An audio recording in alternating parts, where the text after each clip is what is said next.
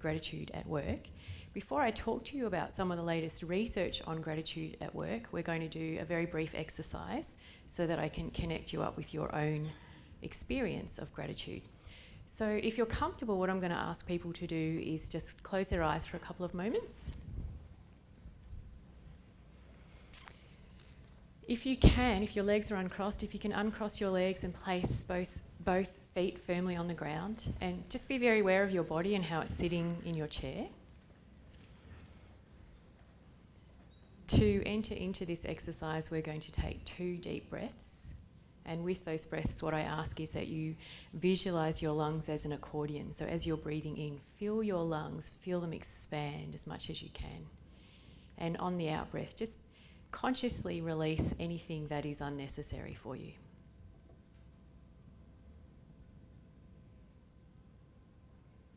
And what I ask you to do at the end of those 2 breaths is to think back to a time in your life where you felt gratitude. A time where you felt extremely grateful. And it may be that that gratitude is towards another person. It may be that you are grateful for a particular event in your life, grateful to nature, grateful to God. And I just want you to sit with that emotion, the emotion of gratitude, and just have a think about what it does inside your body. Do you feel that emotion in a particular region in your body? Does gratitude have a temperature? If it had a colour, what colour would gratitude be for you?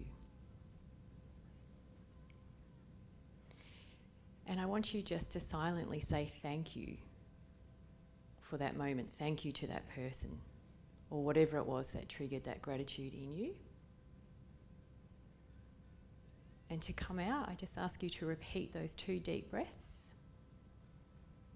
And when you're ready to open your eyes.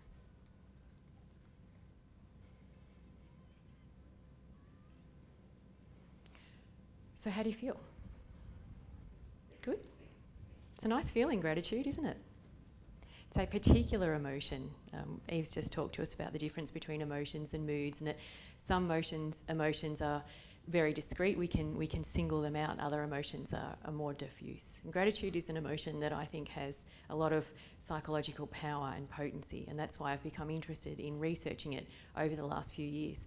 And because I'm an organisational psychologist, I'm particularly interested in researching the role of gratitude in the workplace. So being an organisational psychologist, I've had the opportunity to work with many different companies. And one of the issues that I think has the biggest impact on the psychological climate of an organisation, yet is often overlooked by leaders in an organisation, is this phenomenon that organisational psychologists refer to as GDD. And gratitude deficit disorder is ripe in current organisations. The most recent statistics from the American Bureau of Labour show that 64% of employees in America who are currently seeking to leave their workplace and find another place to work are doing so because they report feeling undervalued and unappreciated at work. That's over 50% of the American working population. The latest report from the Forbes Institute in 2012 identified that 83% of organisations have insufficient employee recognition programs. And Professor David Cooper-Ryder from Northwestern University in the United States, who's a world-famous organisational psychologist, estimates that about 80% of employees worldwide feel underutilised, unrecognised and undervalued at work. And finally, Professor Broom's research from Canada shows that feeling unrecognised, feeling undervalued at work is the second biggest risk factor for employee distress. And by the way, the first biggest risk factor for employee distress is feeling overworked. So we have this really disturbing phenomenon that's taking place in our modern and contemporary organisations, where on the one hand we've got workers feeling overworked and overstressed, and on the other hand feeling undervalued and underappreciated. And as a psychologist and a researcher, I'm really interested in what's what's behind this? What's causing gratitude deficit disorder in the workplace? And I always really appreciate the social commentary of Randy Glassberg, and he's a cartoonist, and I'm going to show you one of his cartoons, which may help to explain partly this idea of gratitude deficit disorder.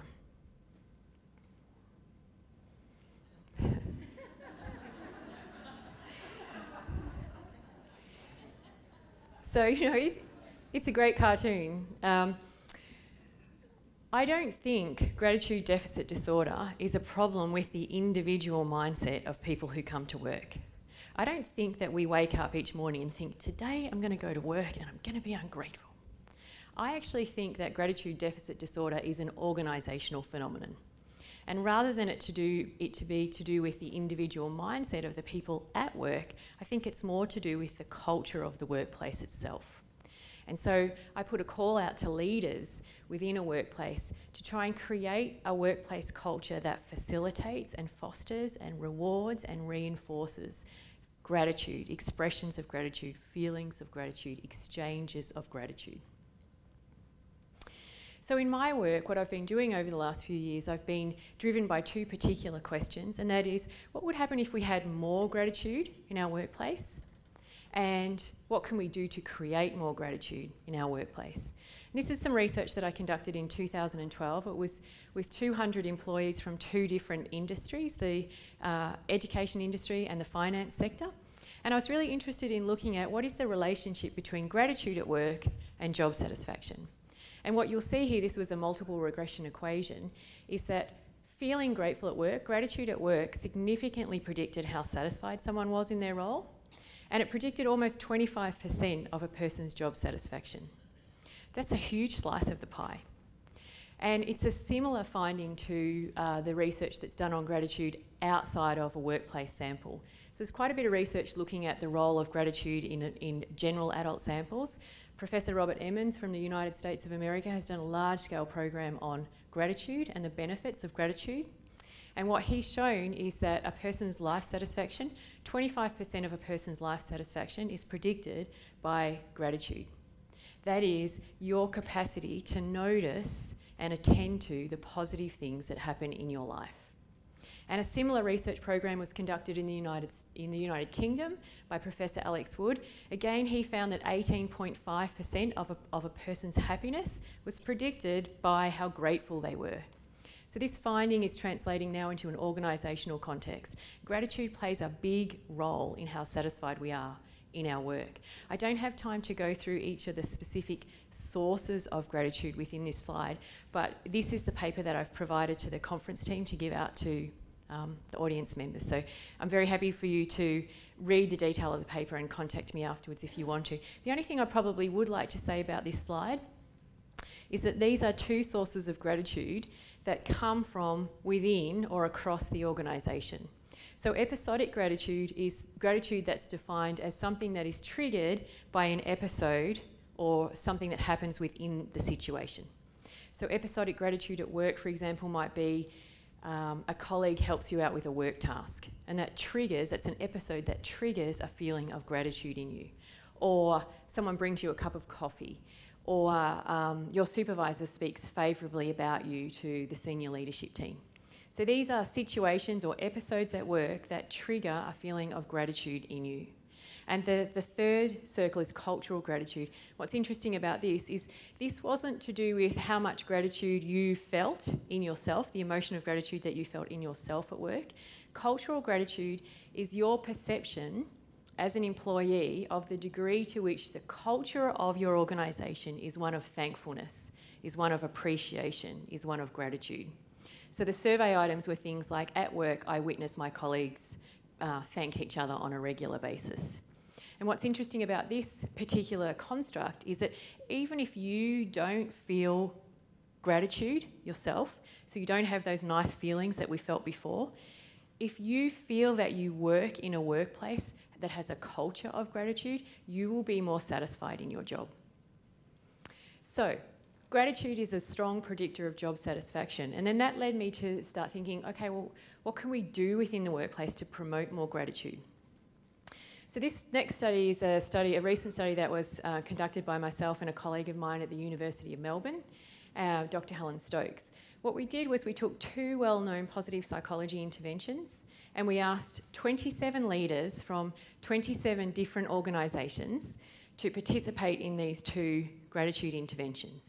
The first one, we asked these leaders over the course of the week, at the end of every day, please go home and think of at least 3 things that you feel grateful for at work. And following on from that, we asked them to write a gratitude letter, preferably to a colleague at work. Then we left them alone for a month, and in that month we asked them to think about those 2 interventions and what impact gratitude may have on their leadership. And at the end of that month, we asked them to write about their experiences with the 2 gratitude interventions. We had 27 leaders. They wrote about 2,000 words each. We had 54,000 words of data. We went through them, we found 4 major themes. And you can see those themes: perspective, catharsis, relationships, and vulnerability. So perspective, for example, a lot of the leaders talked about being in the role of a leader.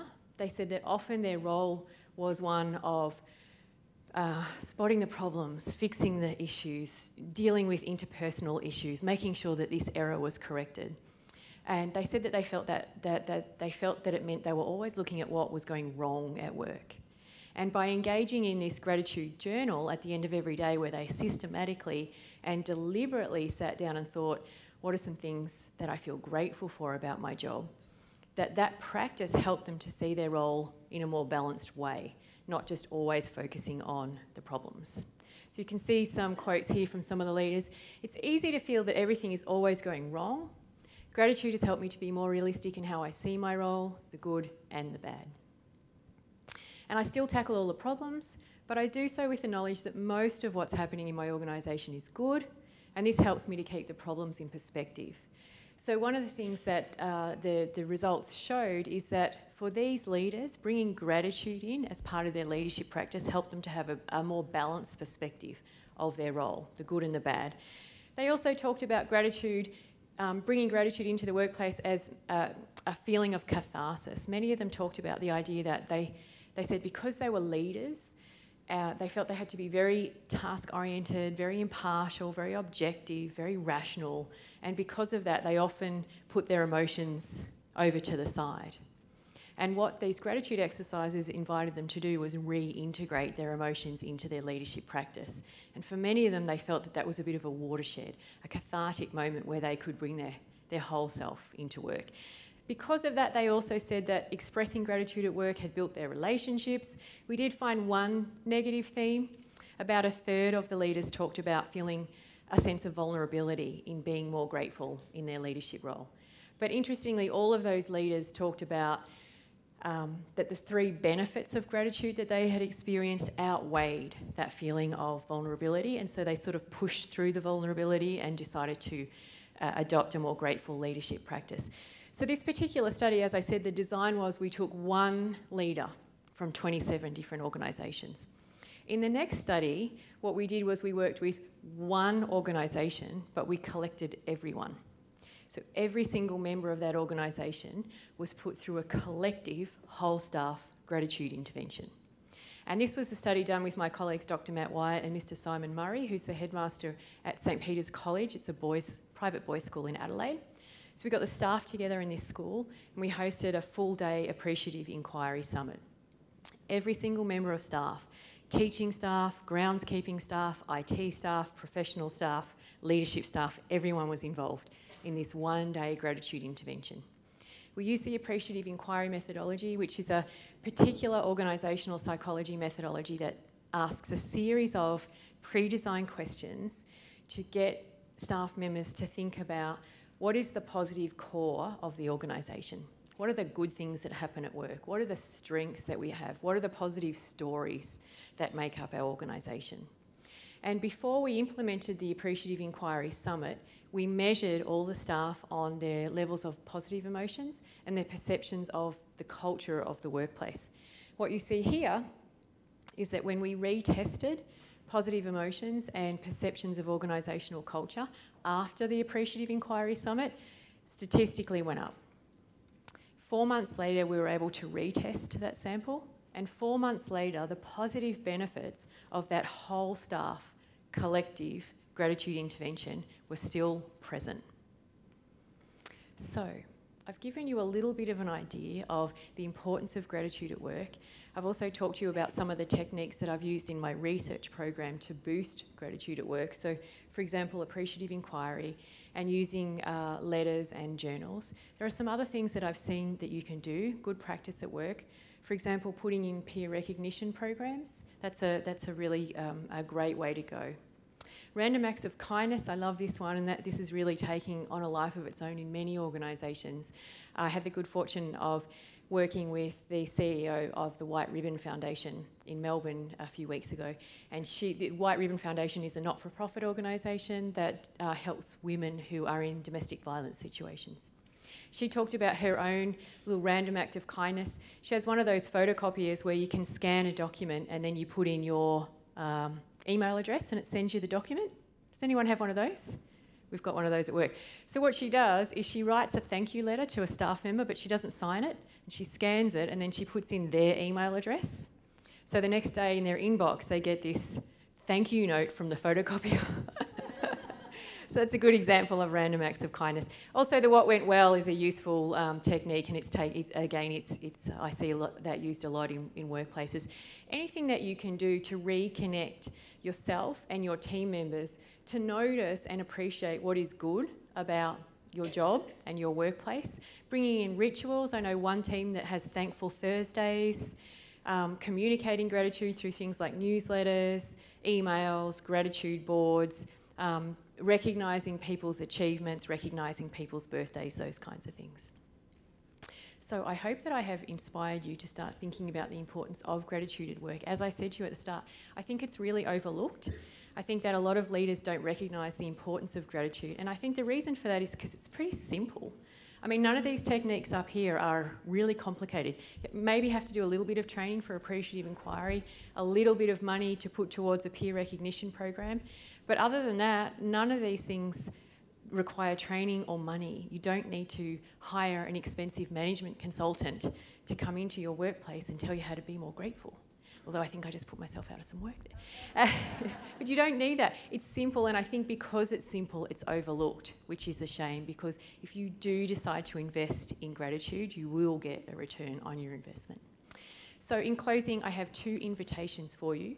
The first invitation is to take some of this research and commit yourself next week when you go back to work to find 3 ways to boost gratitude in yourself and gratitude in the people that you work with. And don't sit here now and think, that sounds good, I'm really going to do that, and then not do it. So I want to finish with a cartoon. Okay, don't wait until it's too late. Spread a positive virus at work tomorrow or Monday or whenever it is that you get back to your workplace.